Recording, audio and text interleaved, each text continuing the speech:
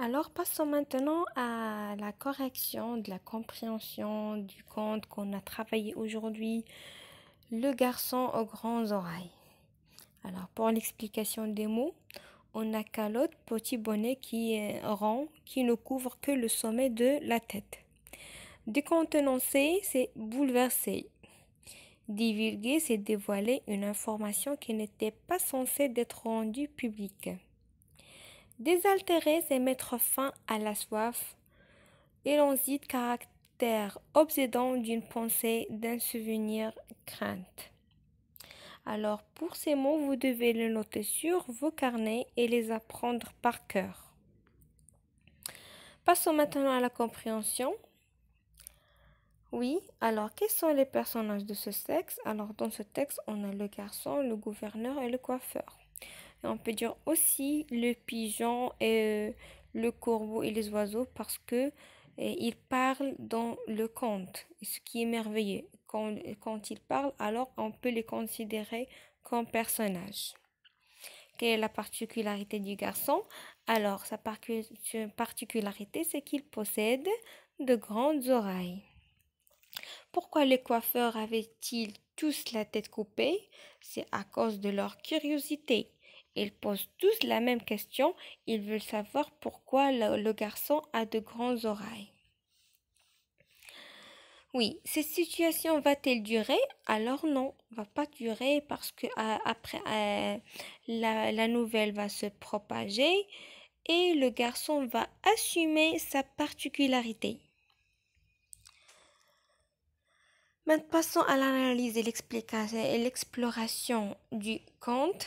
Alors, la typologie. Alors, ce texte est un texte narratif parce qu'il raconte, on a dit dans l'explication aussi que les verbes sont conjugués à l'imparfait et au passé simple.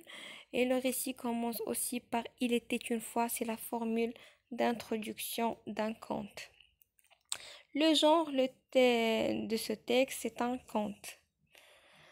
Alors, ce qui repère, les indices qui repèrent et qui montrent que c'est un conte, ce sont la formule d'introduction, elle était une fois, la formule de clôture, mon conte est parti avec la rivière et ainsi de suite.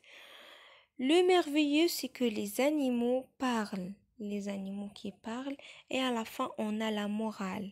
Et là, ce sont tous les indices qui montrent que c'est un conte. La formule d'introduction, la formule de clôture, le merveilleux et la morale.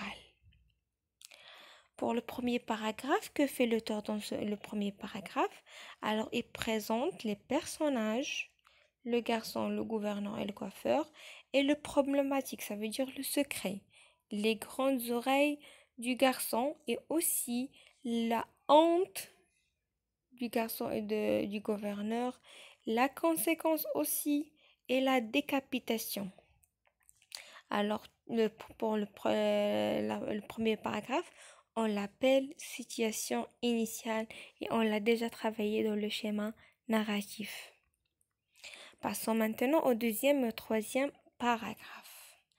Par quoi commence ce paragraphe? Alors, il commence par un jour. Et dans l'explication, j'ai dit ça et j'ai dit que c'est un indice temporal. Qu'introduit cet indice? Alors, il introduit un changement. C'est un élément perturbateur. Et aussi, j'ai dit ça dans l'explication.